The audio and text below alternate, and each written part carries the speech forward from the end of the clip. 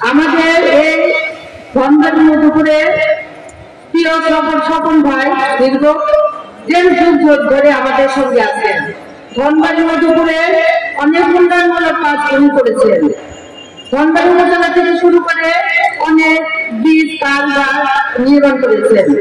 সেই স্বপন ভাইকে আমরা সামনে এমপি হিসেবে দেখতে চাই। আমার সঙ্গে ঐক্যবদ্ধভাবে কাজ করলে ইনশাআল্লাহ স্বপন ভাই পার্লামেন্টের সদস্য হবে এবং সদস্য হয়ে আমাদের ধনবাড়ি মধুপুরের মানুষের ভাগ্য উন্নয়নের কথা বলবে।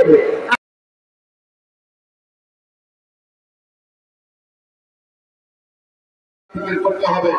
যদি শহর ভাষা হয়ে থাকেন, পৌরসভার অর্ধেকের বেশিরভাগ এলাকা এই গ্রাম পর্যায়ে থেকে সাধারণ মানুষের কাছে আপনারা যারা নেতৃত্ব দিচ্ছেন তাদেরকে ওই নেতৃত্বের মাধ্যমে আপনাদের মাধ্যমে ওই গ্রামগঞ্জের লোকদেরকে উদ্বুদ্ধ করতে হবে। তার কথা আমাদের বলার দরকার নাই। আমরা স্বপন ভাইয়ের পক্ষে ধানের শীষে ভোট চাবো, এটাই কাজ করেই জনসাধারণকে সকলকে ধন্যবাদ দিয়ে আমি আমার বক্তব্য এখানে শেষ করছি। আল্লাহ হাফেজ। মিথ্যাচার করতে করতে দেশকে অসুস্থ দিকে নিয়ে যাওয়া হচ্ছে। আমি হিন্দু সম্পর্কে বাইরে বলবো, তোমরা প্লিজ আগে আসেন, আপনারা আগে আসেন।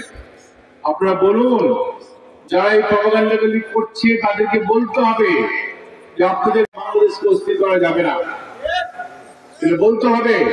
এখানে প্রশাসন আছে আমাদের উপজেলাতে, উপজেলা জনগণকে বোঝাতে হবে একটি কথা কি আমার নেতা তারেক রহমান সাহেব কি চাচ্ছেন।